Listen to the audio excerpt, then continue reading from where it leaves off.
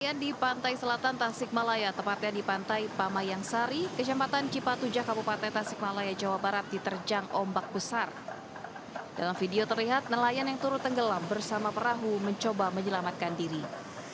Meski sempat tergulung ombak, satu orang nelayan berhasil selamat tiba di dermaga dalam kondisi lemas. Wow, tuh warung tuh. Hancur. Selain menerjang perahu nelayan, gelombang tinggi ini juga mengakibatkan sejumlah warung di pesisir pantai rusak parah. Warung-warung yang dekat dengan bibir pantai terbawa ombak hingga terombang-ambing dan hancur.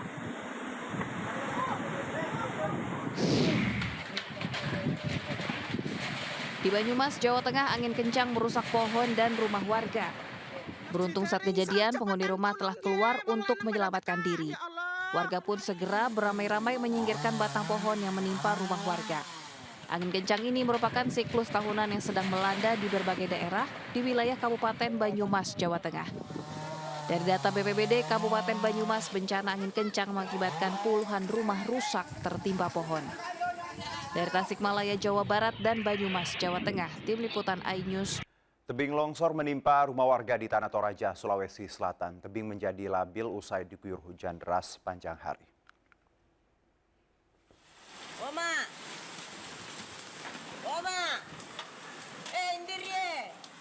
Pemilik rumah panik dan ketakutan saat tebing longsor menimpa rumah di lingkungan Balaba, Kelurahan Tarongko, Tanah Toraja. Indiriye! Longsor terjadi usai hujan deras turun pada sore hari.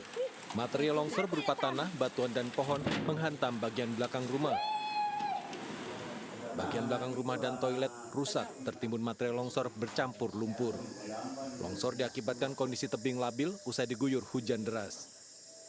Memang curah hujan agak tinggi, Pak. Seperti saya di sini mengalami dampak dari longsor dan dari curah hujan. Oma! Tidak ada korban jiwa dalam peristiwa ini. Pemilik rumah bersama warga sekitar membersihkan dan mengevakuasi material longsor dengan peralatan seadanya. Warga diimbau tetap waspada dan berhati-hati mengingat hujan masih kerap mengguyur Tanah Toraja. Dari Tanah Toraja, Sulawesi Selatan, Jufri Tonapa, iNews melaporkan. Banjir yang datang di awal Ramadan membuat warga di Bangkalan terendam banjir harus sahur dalam kondisi banjir. Volume air hujan yang terus meningkat membuat air sungai meluap dan membanjiri 7 kecamatan di Pulau Madura.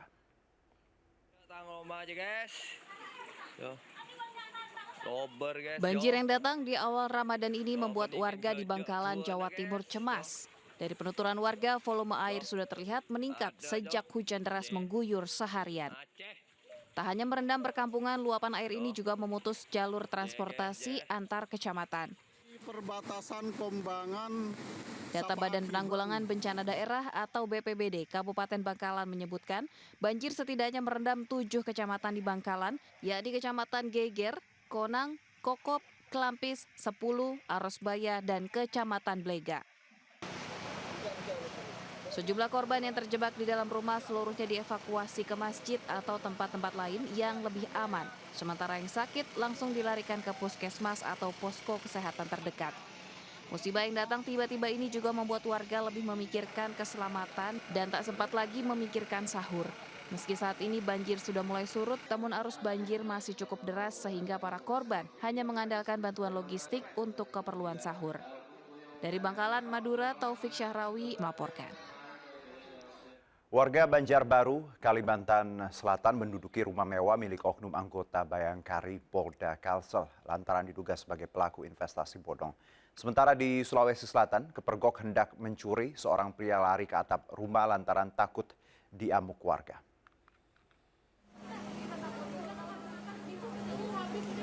Puluhan warga didominasi emak-emak menggeruduk rumah mewah milik oknum Bayangkari Polda Kalsel berinisial FN di Banjarbaru. Warga tertipu dugaan investasi bodong berkedok usaha bahan bakar minyak dan batu bara yang dilakukan istri polisi tersebut. Mereka meminta kepastian uang mereka dikembalikan yang dibawa kabur oleh pelaku. Kebakaran melanda sebuah kios ayam goreng di kawasan Duren Sawit, Jakarta Timur, Selasa malam. Kebakaran diduga berasal dari ledakan gas di dalam kios saat ditinggal para pekerjanya. Tak ada korban jiwa dalam kebakaran ini dan api akhirnya berhasil dipadamkan 1 jam kemudian dengan menurunkan sedikitnya 7 unit mobil pemadam kebakaran.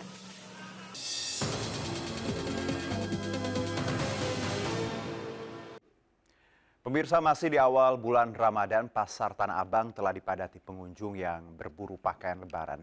Pembeli dari luar Jakarta datang lebih awal menghindari kepadatan dan mencari harga yang lebih murah.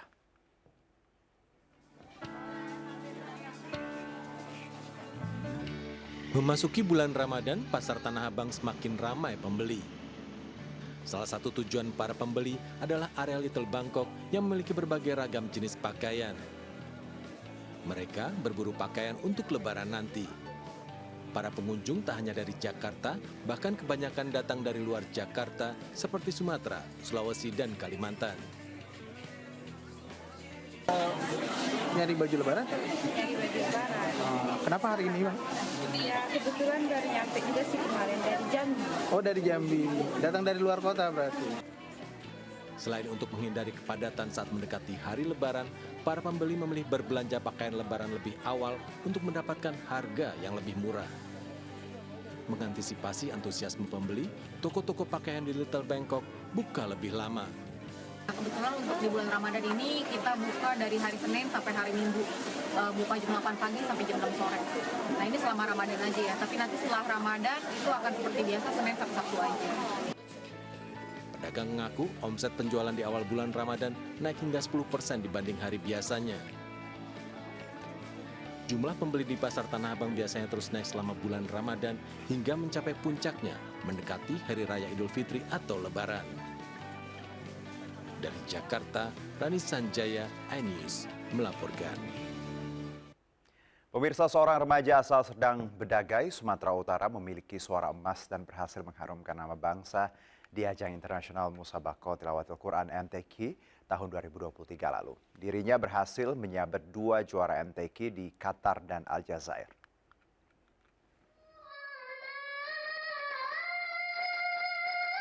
Lengkingan suara Erin Zelia Nawawi saat melantunkan ayat suci Al-Quran membuat siapapun yang mendengarnya terpukau. Bahkan suara emas remaja yang masih duduk di bangku kelas 1 Madrasah Aliyah ini telah diakui dunia internasional.